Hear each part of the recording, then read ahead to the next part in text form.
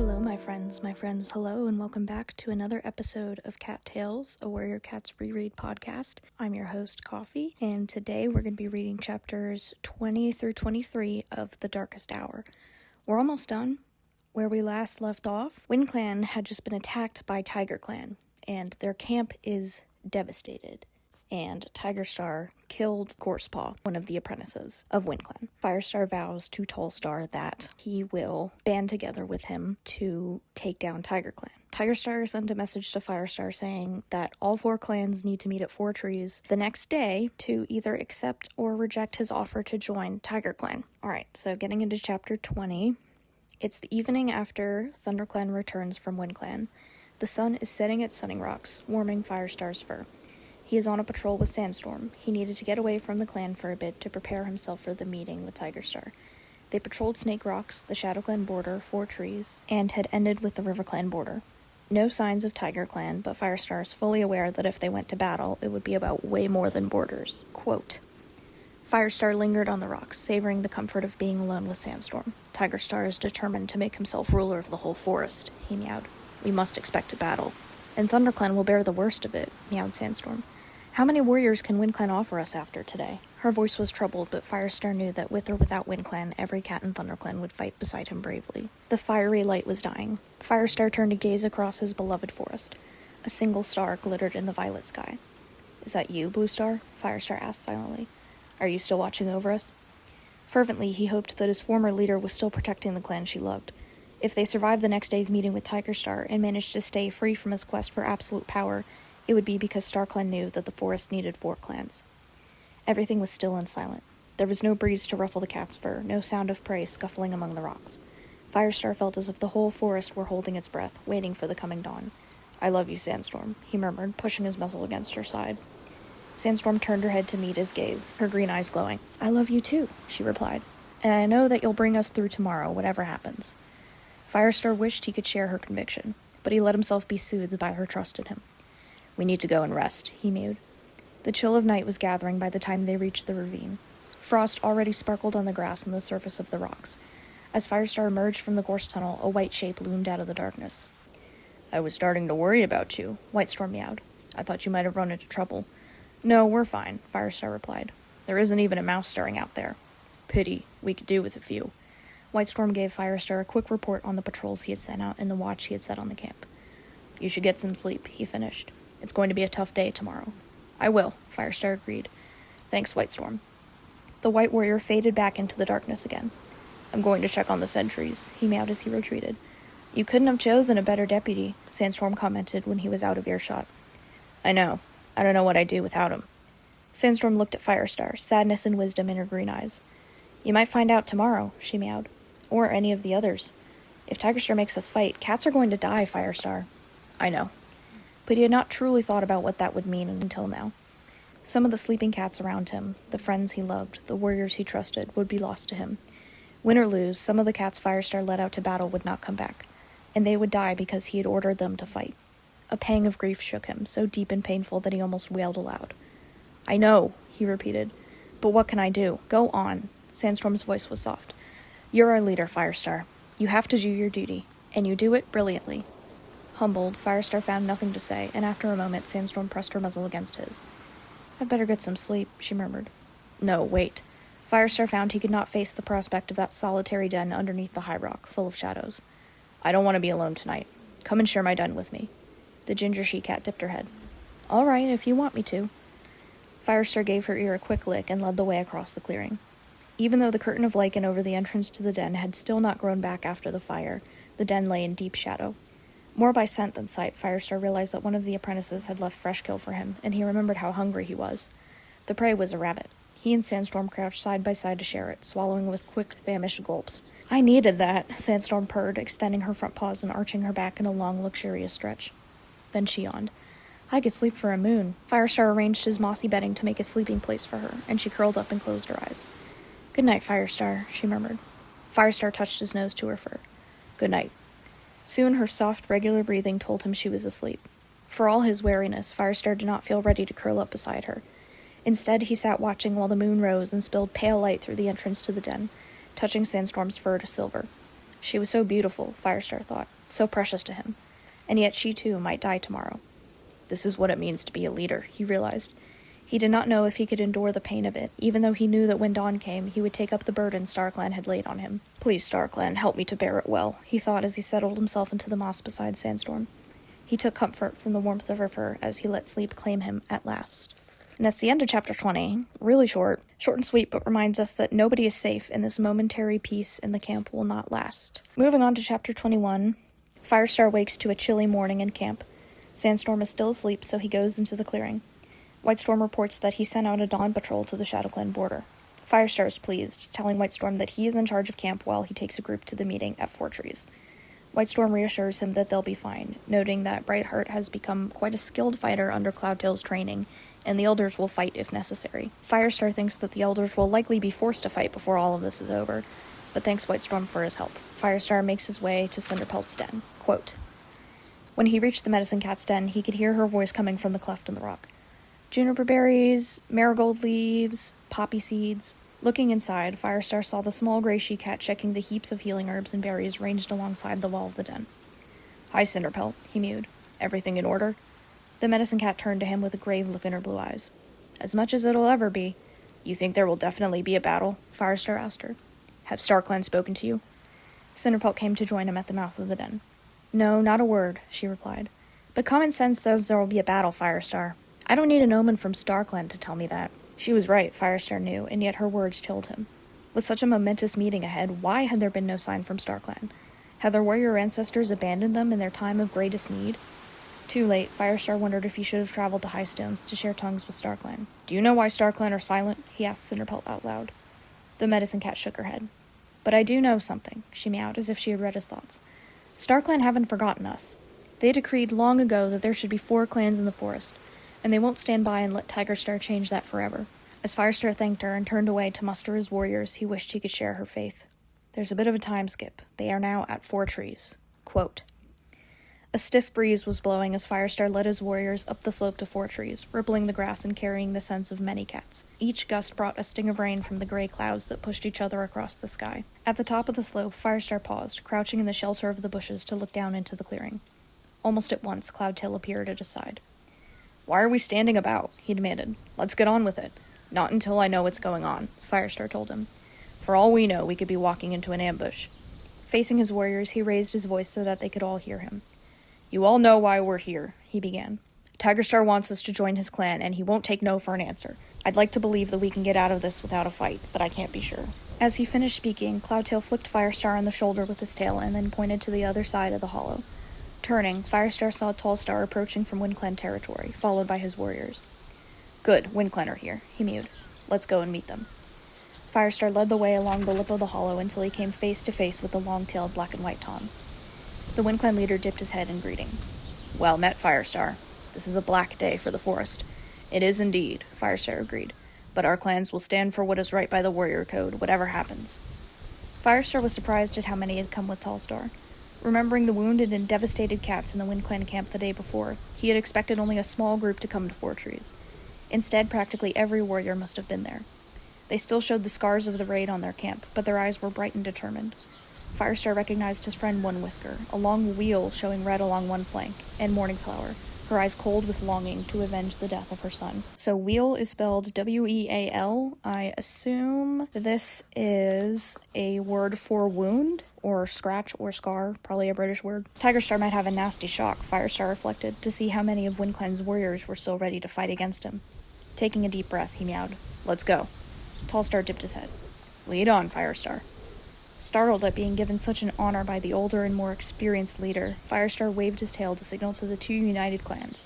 LionClan, he thought with a rush of pride. This was his destiny. Haha, get it? Pride. A pride of lions. He stalked down the slope and through the bushes, all his senses alert for attack.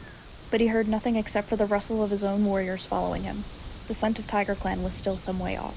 As Firestar led his cats into the clearing beneath the great oaks, the bushes on the opposite side parted, and Tigerstar stepped out to face him.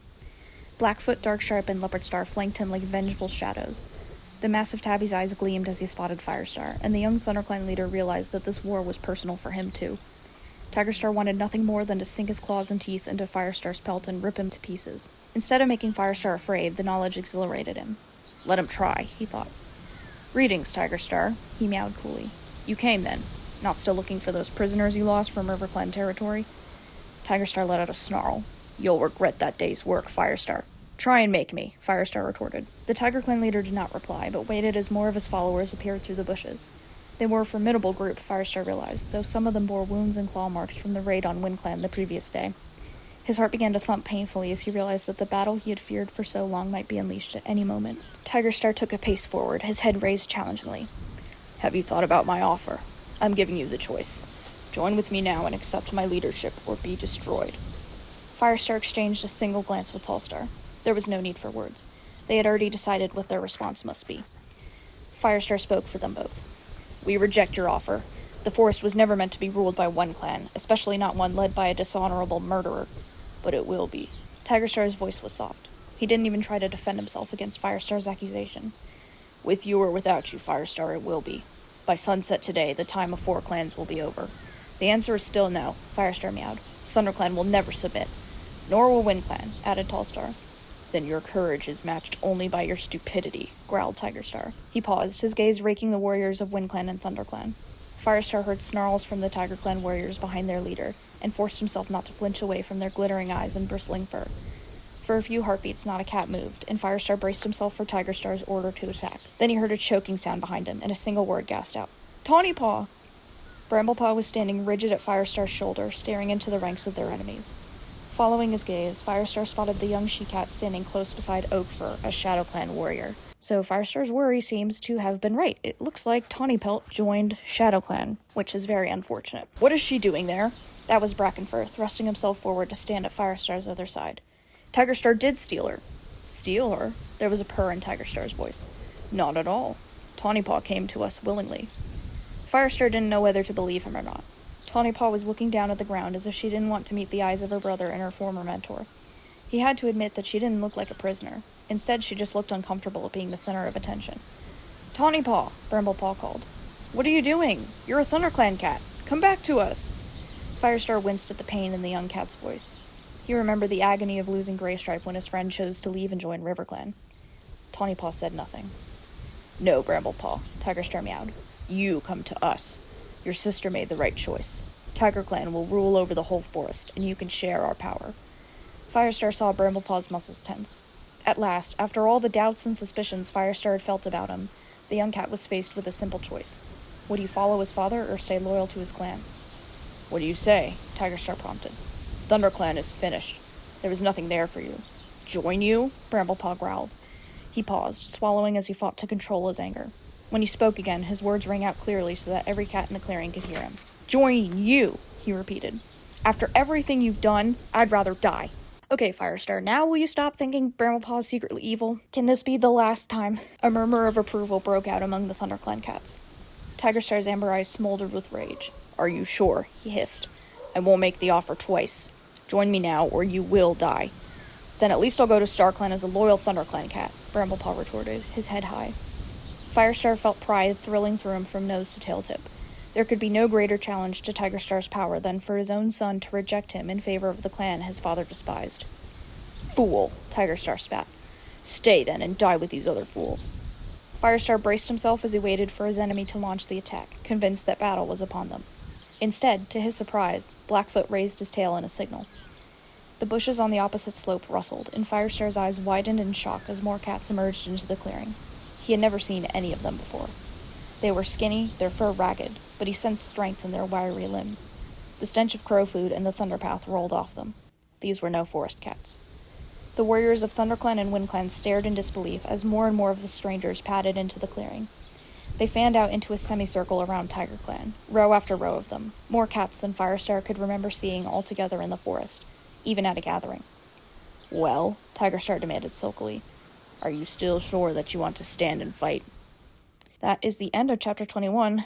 Firestar really said, you and what army? And Tigerstar said, all right, Ben.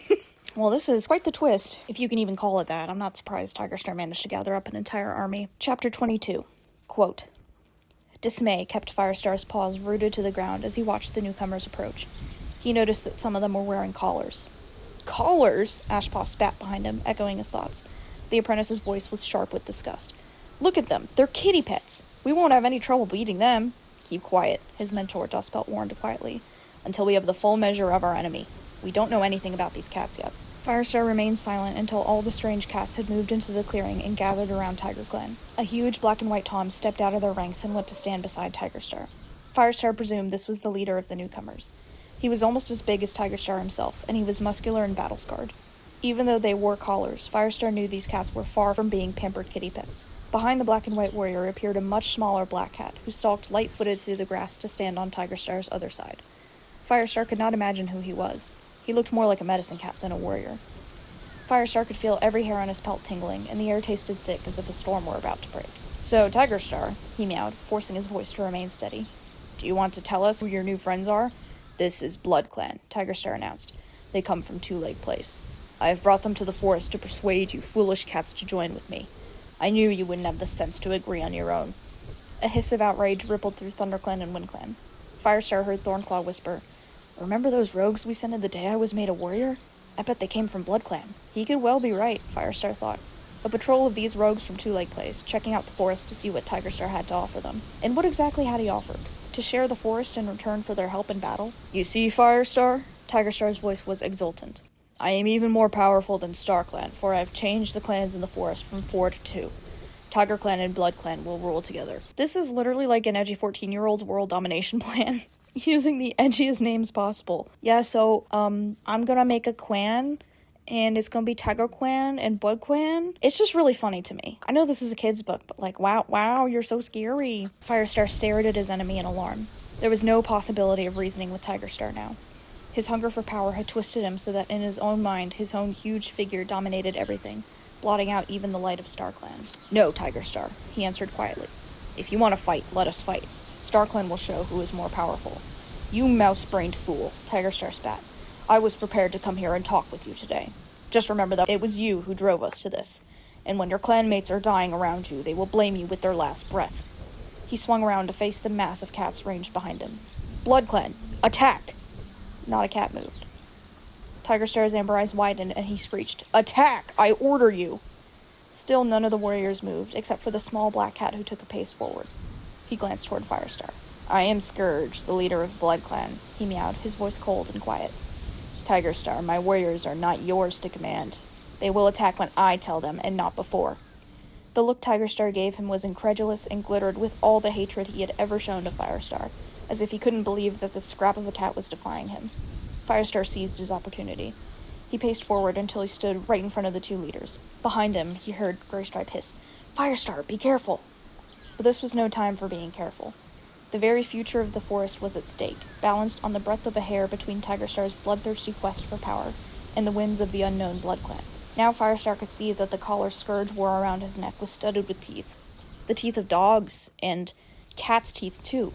Great StarClan. Did they kill their own kind and wear the teeth as trophies? Yeah, so this is the edgy emo warrior cat that ran the warrior cats community like the Navy in the 2000s and 2010s. If you're listening to this and you know nothing about warrior cats, besides listening to the episodes that are already out, you've definitely seen fan art of Scourge at some point. He's a black cat, he has one white paw, and he has a collar studded with teeth. All the emo warrior cats fans loved him. And there's still, he's still up there as probably one of the favorite characters. And besides that, you'll see why he is so infamous in just a minute. Least obvious foreshadowing. Others of the cats were wearing the same grisly ornaments. Firestar's belly clenched and his mind reeled with a vision of blood flowing down the sides of the hollow, washing around the cat's paws in a sticky, reeking tide. His terror was not just for himself and his own clan, but for every cat in the forest, friends and enemies alike. Would blood truly rule the forest, as Bluestar had prophesied? Had she meant that BloodClan would rule? Firestar shot a scorching glance at Tigerstar, wanting to express all the hatred he felt for the cat who had brought them to this. But Firestar knew he had to hold on to his self-control if he were to make any impression on the BloodClan cats. Dipping his head toward their leader, he meowed clearly so all the cats could hear him. Greetings, Scourge. I am Firestar, leader of ThunderClan. I wish I could say you are welcome in the forest, but you would not believe me if I did, and I have no wish to lie to you. Unlike your supposed ally here, I am a cat of honor. He flicked his tail toward Tigerstar, trying to put all the contempt he felt into the single gesture. If you've believed any promises he made to you, you're mistaken. Tigerstar told me he had enemies in the forest. There was all the cold of Leaf Bear in the black cat's voice. When Firestar looked into his eyes, it was like gazing into the deep places of the night, unrelieved by the smallest gleam of light from StarClan. Why should I believe you instead of him? Firestar took a breath. This was the chance he had wanted all along, the chance he had missed at the last gathering, when thunder and lightning had interrupted the meeting. At last he could stand in front of all the clans of the forest and bring Tigerstar's dreadful history into the open. But now it was not just a matter of tarnishing Tigerstar's reputation, but of saving the whole forest from destruction. So, I'm skipping through the next part, because Firestar proceeds to tell everyone what Tigerstar did while he was in ThunderClan and then after he was exiled, which I don't need to repeat since we already know. During this speech of sorts, Tigerstar is not even trying to deny what he did, even saying good riddance about Brindleface's death. What did Brindleface ever do to you, bro? As Firestar finishes his story, he expects yowls of outrage, but instead he is met with stunned silence. Quote, Firestar glanced at Leopardstar, still standing with Blackfoot and Darkstripe a little way behind Tigerstar. The RiverClan leader looked horrified. For a few heartbeats, Firestar hoped that she might immediately break her agreement with Tigerstar and withdraw her clan from his leadership, but she remained silent. This is Tigerstar's history, Firestar meowed urgently, turning back to Scourge. It all shows one thing, that he'll do anything for power. If he promised you a share of the forest, don't believe him. He won't give up one paw print, not to you or any cat. Scourge's eyes narrowed. Firestar could see that he was thinking carefully about what he had heard, and hope flared inside him like a tiny flame. Tigerstar told me what he was planning to do with the dogs when he visited me 2 moons ago. The black cat turned his head so that his gaze rested on the leader of ShadowClan. He did not tell me that his plan failed. None of that matters now, Tigerstar broke in roughly.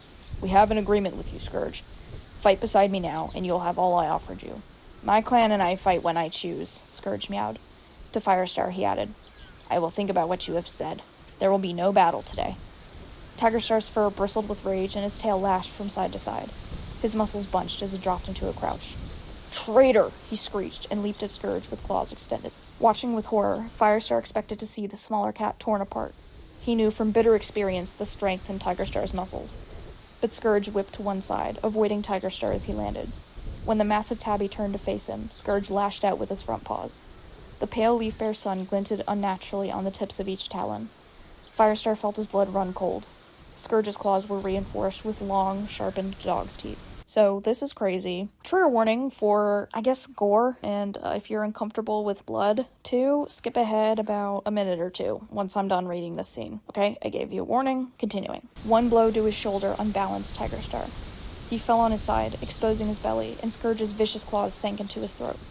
Blood welled out as the smaller cat ripped him down to the tail with a single slash. A desperate scream of fury erupted from Tigerstar, then broke off with a ghastly choking sound. His body convulsed, limbs jerking and tail flailing. For a heartbeat, a stillness settled over him, and Firestar knew he was falling into the trance of a leader who loses a life, to wake after a little while restored to strength and with the rest of his lives intact. But not even StarClan could heal this terrible wound. Scourge stood back and watched coldly as Tigerstar's body convulsed again. The dark red blood kept on flowing, spreading across the ground in a ceaseless tide. Tigerstar let out another shriek. Firestar wanted to cover his ears so he didn't have to listen anymore, but he was frozen to the spot. Again, the massive tabby's body grew still for a heartbeat, but again the wound was too terrible to yield to the healing trance. Another spasm seized Tigerstar's body. His claws tore up clumps of grass in his agony, while his screeches turned from fury to terror. He's dying 9 times, Firestar realized. Oh, StarClan, no. Scourge one-hit KO'd him. How was that even possible? So now we know that there are some limits to the 9 lives. I mean, they're not immortal anyway, but we do know that it is possible to kill a clan leader in one go. It was a death he would not have wished on any cat, not even Tigerstar, and he thought it would never be over. When they saw what was happening to the leader they had believed was invincible, horrified yowling came from the warriors of TigerClan. Firestar realized that they were all breaking rank. Several cats pushed roughly past him in their mad haste to flee from the clearing. From somewhere behind him, he heard Tallstar call out to his own warriors, "Wait! Hold the line!" Firestar knew he did not have to give his own warriors the same order. They would stand with him to the end. Tigerstar was panting now, his fight for life exhausting him. Firestar caught a glimpse of his amber eyes, glazed with pain and fear and hatred. Then his body gave one last jerk and lay still. Tigerstar was dead. Hitler dead! Hitler dead! It's like that image of those people holding the newspaper where it says Hitler dead. I'm gonna put that in the thumbnail. But also, oh man, Firestar didn't get to kill him. But also, Tigerstar did deserve the worst death possible, so I'll take it. Frozen in disbelief, Firestar stared down at the lifeless body. His oldest enemy, the most dangerous cat in the forest, the cat he had expected to fight to the death, gone, just like that. Firestar was left facing Scourge. The small black cat looked unmoved. Now Firestar knew not to underestimate him due to his size. He knew he had never faced a cat more dangerous than this, who in a single blow could destroy a leader with 9 lives. Behind Scourge, the cats of BloodClan moved forward as if they were about to attack, and Firestar shot a glance at his own warriors to make sure they were ready. They stood in line with the warriors of WindClan, and Firestar braced himself to leap forward with them. But when he looked back at the enemy, Scourge raised one blood-soaked paw. The cats behind him stopped. "You see what happens to cats who defy BloodClan," the black cat warned calmly. "Your friend here," he gave a contemptuous flick with his tail toward Tigerstar's motionless body, "thought he could control us. He was wrong. We don't want to control you," Firestar rasped. "All we want is to lead our lives in peace. We're sorry that Tigerstar brought you here with lies. Please feel free to hunt before you go home." "Go home?" Scourge widened his eyes in scornful disbelief. "We're not going anywhere, forest fool. In the town where we come from, there are many, many cats, and live prey is scarce. Here in the forest, we won't need to depend on two-leg rubbish for our food." His gaze slid past Firestar to where ThunderClan and WindClan stood ready for battle. "We are taking over this territory now," he went on. "I shall rule the forest as well as the town, but I understand that you may need some time to reflect on this. You have 3 days to leave, or meet my clan in battle. I shall wait for your decision at dawn on the 4th day." That is the end of chapter 22, and of course, Tigerstar still has to cause problems after his death. If he had never asked BloodClan to come join him, his little cult, this would not have happened. He is already haunting the narrative. Chapter 23, the last chapter for today. Quote, Firestar stared, speechless with shock, as Scourge turned away and disappeared through the lines of his own warriors. Silently, the cats of BloodClan fell in behind him and vanished into the bushes with scarcely a rustle. Firestar tracked their departure through the movement of branches up the side of the hollow, and then they were gone. Firestar looked down at the body of Tigerstar. The huge tabby's legs were splayed and his teeth bared in a last snarl of defiance at death. The amber eyes that had smoldered with savage ambition were blank and sightless. Faced with the death of his enemy, Firestar knew he should feel triumphant. He had known for a long time now that the only hope for peace in the forest was the death of Tigerstar. But Firestar had always expected that he would be the cat that struck his enemy down, risking his own life in combat with a massive warrior. Instead, now that Tigerstar lay at his paws, staining them with his blood, he found himself struggling with the strangest feeling of all: grief. Tigerstar had received from StarClan all the strength, skill, and intelligence to make himself truly great, a legend among cats, but he had misused his gifts, murdered and lied and plotted revenge, until his ambition brought him to this terrible end. And nothing had been solved.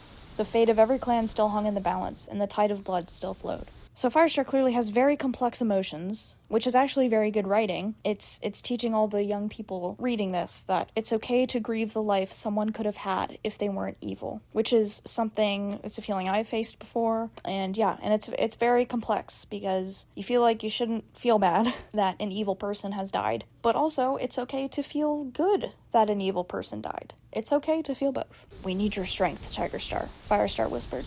"Just as we need every cat who can fight to drive BloodClan out of the forest." Well, no we don't. Just because he's a little bit sad that Tigerstar died doesn't mean he should come back. He became aware that another cat was standing beside him, and he turned his head to see Graystripe. The rest of the ThunderClan cats were still drawn up in their battle lines at the far side of the clearing, with Tallstar and the WindClan warriors beside them. "Firestar?" Graystripe's yellow eyes were huge with fear. "Are you okay?" Firestar shook himself. "I will be. Don't worry, Graystripe. Come on, I need to talk to Tallstar." As they turned away, Graystripe glanced down at the dead ShadowClan leader, and a shudder passed through him. "I never want to see anything like that again," he meowed hoarsely. "If we don't get rid of Scourge, you probably will," Firestar replied. He paced slowly back toward the WindClan leader, using the time it took to cross the clearing to think. When he stood in front of Tallstar, he saw his own shock reflected in the eyes of the older cat. "I can't believe what I've just seen," said the WindClan leader. 9 lives gone, just like that. Firestar nodded. "No cat would blame you if you took your clan and left the forest to find another place to live." He did not doubt Tallstar's courage, but felt unable to assume that he would stay to fight such a terrible enemy. Tallstar stiffened and his neck fur bristled. "WindClan was driven from the forest once," he hissed. "Never again. Our territory is ours, and we'll fight for it. Is ThunderClan with us?" Even before Firestar replied, he heard a murmuring from his own cats, defiance and determination mingled together. "We'll fight," he promised, "and we'll be proud to stand side by side with WindClan." The two leaders looked into each other's eyes for a few heartbeats. Firestar could see that Tallstar shared the fear neither of them had spoken, that their resolve to fight the invading cats could mean the destruction of both their clans. We'll go now to prepare ourselves, Tallstar meowed at last, and we'll meet you here again in 3 days at dawn. At dawn, Firestar echoed, and may StarClan be with us all. He watches WindClan retreat to the hills and then turns to his own clan. Their eyes are wide with apprehension, but he knows they will not shy away from battle. He tells ThunderClan that he's proud of them, and Sandstorm tells him that under his leadership, they'll do anything for him. He orders everyone back to camp, sending out a couple of scouts and setting a backwatch to make sure BloodClan doesn't try anything. He once again feels like prey in his own home. Thankfully, they do reach the ravine unchallenged. He notices that Bramblepaw is trailing behind, so he asks him what's wrong. Quote, Bramblepaw raised his eyes to his mentors, and Firestar was shocked by the depths of sick horror in his gaze. I thought I hated my father, he mewed quietly. I didn't want to join his clan. But I didn't want him to die like that. I know. Firestar pressed his muzzle against the young cat's side. But it's over now, and you're free of him. Bramblepaw turned his head away. I don't think I'll ever be free of him, he murmured. Even now that he's dead, no cat will forget that I'm his son. And what about Tawnypaw? His voice choked. How could she choose to follow him? I don't know. Firestar understood how much pain Tawnypaw's betrayal must have caused her brother. But if we come through this, I promise that we'll find a way of talking to her. Does that mean you'll let her come back to ThunderClan? I can't be sure of anything, Firestar admitted. We don't even know if she wants to come back. But I'll give her a fair hearing and do the best I can for her. Thank you, Firestar. Bramblepaw's voice was tired and defeated. I suppose that's more than she deserves. He dipped his head to his mentor and padded on toward the gorse tunnel. Poor Bramblepaw. Firestar is now looking down on the clan from the high rock at sunset. He can tell from their horrified expressions that everyone has already heard the news, all of it. The sunset reminds him of his bloody vision, and he wonders if it's a sign from StarClan that his clan is doomed. They certainly showed no anger at Tigerstar's death. He has to bring himself out of his doomer thoughts and empower his clan and speak to them. Quote, clearing his throat, he began to speak. Cats of ThunderClan, you have heard of the threat that faces us. BloodClan has come from Two Leg Place and laid claim to the forest. They want us to run away and let them take over without a fight. But 3 days from now, we will stand together with WindClan and make BloodClan fight for every mouse length of the forest. In the clearing below, Cloudtail leaped to his paws and yowled agreement. Several cats echoed him, but Firestar could see that some glanced doubtfully at one another, as if they were not sure they had a chance of surviving against BloodClan and their fearsome leader. What about RiverClan and ShadowClan? Asked Whitestorm. Will they fight? And if they do, which side will they be on? That's a good question, Firestar replied, and I don't know the answer. The TigerClan warriors ran away when Tigerstar died. Then we need to know where they went, Whitestorm meowed. I could slip over into RiverClan territory to see, suggested Mistyfoot, getting up from where she sat at the base of the rock. I know all the best places to hide. No, Firestar ordered. You're in more danger over there than any cat. We don't know if TigerClan are still persecuting half-clan cats, and I don't want to lose you. ThunderClan needs you. For a moment, Mistyfoot looked as if she would have liked to argue, but she dipped her head and sat down again as Whitestorm meowed. We can find out most of what we need from border patrols. Firestar nodded. That's your job, Whitestorm. I want extra patrols along the ShadowClan and RiverClan borders. Their main task is to find out what the other clans are doing, but they can keep their eyes open for BloodClan as well. If Scourge decides to attack before the 3 days are up, I don't want us to be caught napping. Whitestorm flicked his tail in agreement. Consider it done. Firestar could see that his deputy's calm efficiency had encouraged the rest of the clan, and he went on quickly before their fears could return. Next, every cat in the clan must be prepared to fight. Even the kids? That was Sorrelkit, springing eagerly to her paws. Can we be in the battle? Can we be apprentices? In spite of the danger they were in, Firestar suppressed a purr of amusement. No, you're too young to be apprentices, he told Sorrelkit gently, and I can't take you into battle. But if BloodClan win, they'll come here, and you'll need to be able to defend yourselves. Sandstorm, will you be responsible for training the kids? I will, Firestar. Sandstorm's green eyes flashed with approval at Sorrelkit and her littermates, Sootkit and Rainkit, who had scrambled up to stand beside their sister. They'll be able to give BloodClan a nasty surprise by the time I've finished with them. What about Brightheart? Cloudtail called. Her fighting moves are coming along well. I want to fight in the battle, Brightheart mewed determinedly. Can I, Firestar? Firestar hesitated. Brightheart was stronger now, and she had been training hard with Cloudtail. I'll think about it, he promised. Are you ready for an assessment? Brightheart nodded. Any time, Firestar. We'll fight with you too, Mistyfoot put in from where she sat near the base of the rock. Featherpaw and Stormpaw, sitting beside her, straightened up and looked determined. We're all strong enough, thanks to you. Good. As for the rest of you, Firestar's gaze swept the clearing. Warriors, apprentices, and elders, you have 3 days to prepare. Graystripe, will you supervise a training program? His friend's eyes lit up and his ears pricked. No problem, Firestar. Get a couple of the others to help you, and rotate the training sessions so Whitestorm has enough cats for his patrols, and for hunting. Glancing around, he spotted the medicine cat sitting near the fern tunnel that led to her den. Cinderpelt, are you ready to look after the wounded? Privately, Firestar knew there was no need to ask. He had never known Cinderpelt not to be ready, but he knew it would reassure the other cats to hear her say so out loud.